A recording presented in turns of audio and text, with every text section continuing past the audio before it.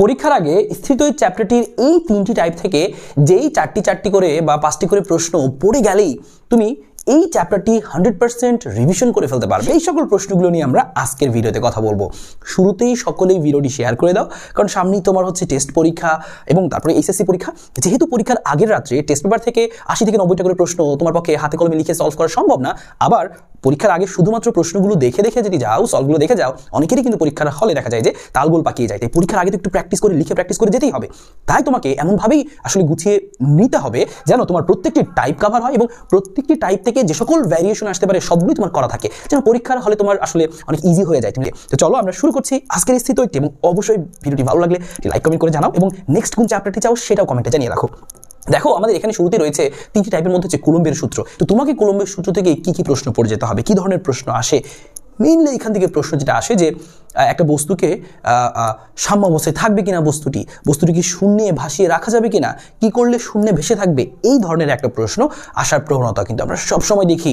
তো এই জিনিসটা পারার জন্য তুমি কোন বোর্ড প্র্যাকটিস করবে?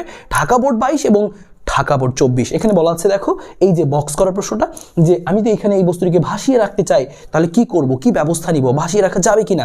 সেম একইভাবে এখানে বলা ছিল যে এখানে চার্জ আছে আর এখানকার বস্তুটা এখানে উপরে উঠে যাবে কিনা, হ্যাঁ, বা এটা সাম্য অবস্থায় থাকবে কিনা।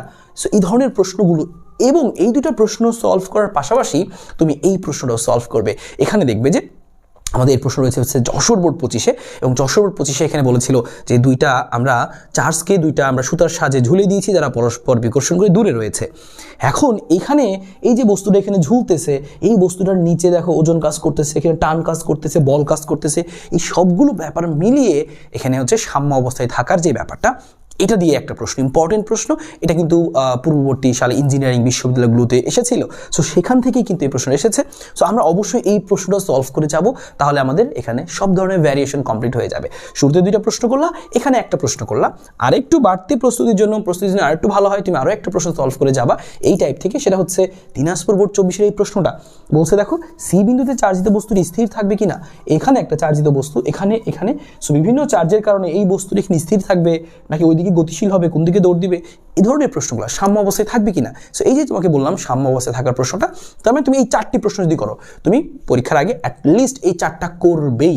এর বাড়তি তুমি করবে, এর কম তোমাকে করতে বলবো না, এর বেশি তুমি পারলে করবে, কিন্তু এই 4টি যেন অবশ্যই তুমি প্র্যাকটিস করে যাও। সো এই টাইপ থেকে 4টি করলে এই টাইপ নিয়ে তোমার টেনশন থাকলো না, তুমি বুঝতে পারলো যে ওকে, আমি অ্যাটলিস্ট এই টাইপটা আমার সুন্দর মতো শেষ, আমি নেক্সট টাইপগুলো এখন প্রস্তুতি নিব, একটু প্র্যাকটিস করবো, লিখে প্র্যাকটিস করবো। সো আমরা আমাদের ওয়ান শট ব্যাচে কিন্তু ঠিক এইভাবে করে গুছিয়ে পড়াচ্ছি আসলে। সো আমরা প্রত্যেকটি টাইপ জন্য যা বেসিক লাগে সব কিছু আগে শিখিয়ে দিচ্ছি, তারপরে ওই টাইপ থেকে যত প্রশ্ন যতভাবে ঘুরিয়ে আসতে পারে সেগুলো দেখিয়ে দিচ্ছি। এভাবে বোর্ডগুলো আমরা তোমাদেরকে গুছিয়ে দিচ্ছি। সো তোমরা কিন্তু চাইলে আমাদের সাথে সেখানে যুক্ত হয়ে যেতে পারো আমাদের ফাইনাল কামব্যাক ব্যাচে। এবং সেখানে দেখো আমরা মাত্র 799 টাকার অফার কিন্তু এখন দিচ্ছি। অলরেডি এই অফারে কিন্তু আমাদের সাথে অনেকেই যুক্ত হয়ে গেছে, এবং ফিজিক্স এবং কেমিস্ট্রি দুইটাই তুমি পাচ্ছ একদম full syllabus, first paper second paper full syllabus তুমি পাচ্ছ মাত্র 799 টাকায়।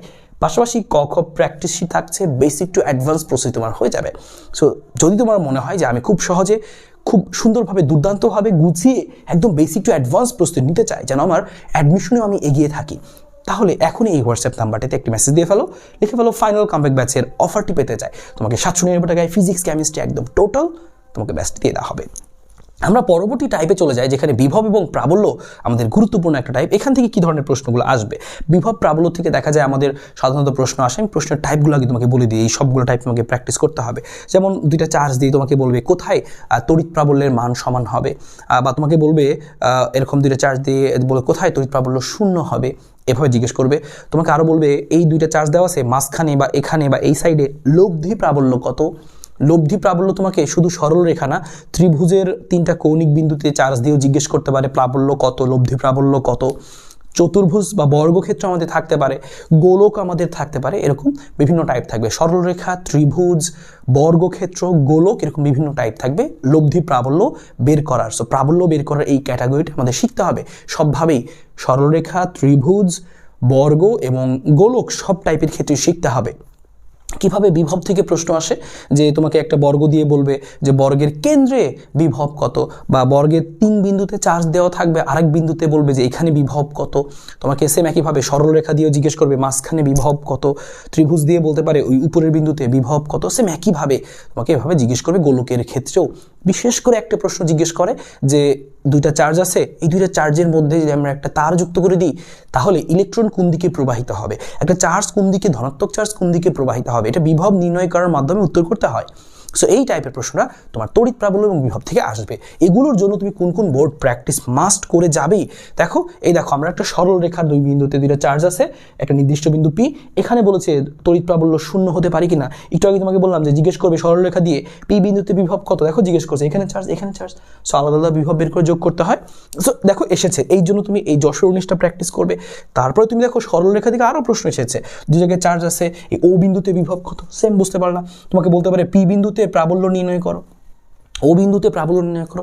সো ত্রিভুজের ক্ষেত্রে প্রাবল্য আবার সরল রেখার ক্ষেত্রে প্রাবল্য একসাথে প্র্যাকটিস হয়ে যাবে এই রাজশাহী বোর্ড 19 প্রশ্ন করলেই। একইভাবে তুমি দেখো আরও সেম একটা ত্রিভুজ দেওয়া আছে, বলছে এই সি বিন্দুতে প্রাবল্য নির্ণয় করো, প্রাবল্যের দিক নির্ণয় করো। সো তোমাকে এই জন্য চিটাগাং বোর্ড 22টা প্র্যাকটিস করতে হবে। দেখো সরল রেখা ত্রিভুজ তোমার কমপ্লিট হয়ে গেল। তোমাকে করতে হবে কি গোলকের অঙ্কগুলো। গোলকের অঙ্কগুলো করার জন্য তুমি এই প্রশ্নটা করবা, কুমিল্লা 23 করে ফেলবা, তাহলেই তোমার হয়ে যাবে। বর্গক্ষেত্রে তোমার প্র্যাকটিস করা প্রয়োজন। বর্গক্ষেত্রের জন্য তুমি সিলেট বোর্ড 19 প্র্যাকটিস করবা। এখানে জিজ্ঞেস করেছিল ও বিন্দুতে বিভব কত। আমরা শুধু ও বিন্দুতে বিভব না, ও বিন্দুতে প্রাবল্য নির্ণয় করাও শিখে রাখবো। তুমি এরকম আরেকটি প্রশ্ন করে রাখবে, টেস্ট পেপারে তুমি দেখবে অনেক প্রশ্ন আছে, একটা প্রশ্ন করে রাখবে বর্গক্ষেত্রে প্রাবল্য নির্ণয়, এটাও করে রাখবে। আর সাম্যাবস্থায় থাকবে কিনা আমরা অলরেডি তোমাকে বলেছিলাম। দেখো এখানেও সেই গোলকের একটা প্রশ্ন রেখেছি, সো এটাও দেখে রাখবে তুমি এই টাইপগুলো থেকে। তাহলে তোমার সবগুলো একটা একটা করে করা থাকলো। পরীক্ষায় যখন আসবে তুমি যেন আর পরীক্ষায় তোমার কাছে প্রশ্নগুলো নতুন না মনে হয়, তুমি যেন অলরেডি এগুলো সম্পর্কে একদম সম্যক জ্ঞান রাখতেছো। সো ইজি হয়ে যায় ব্যাপারটা। ধারকত্ব আমাদের আরেকটা টাইপ। সো পরীক্ষায় তোমার হয় সেই সাম্যাবস্থা কুলম্বের সূত্র থেকে আসবে, না হয় তড়িৎ বিভব প্রাবল্য থেকে আসবে, না ধারকত্ব থেকে আসবে। ধারকত্ব থেকে আমরা কোন 4 থেকে 5টি প্রশ্ন প্র্যাকটিস করবোই, লিখে প্র্যাকটিস করবোই। হ্যাঁ, লিখে প্র্যাকটিস করার কথা বলছি, তুমি তো আরও প্রশ্ন দেখবা।